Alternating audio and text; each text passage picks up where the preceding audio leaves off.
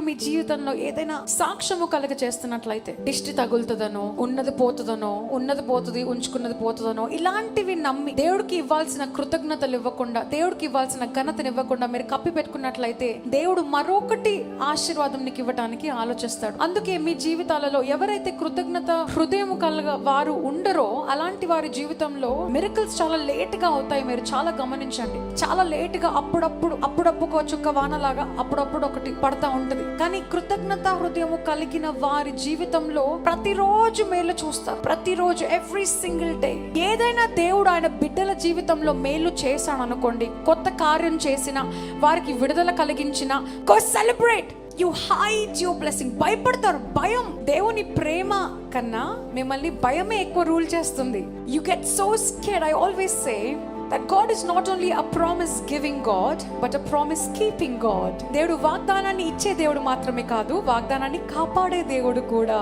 హల్లెలూయా.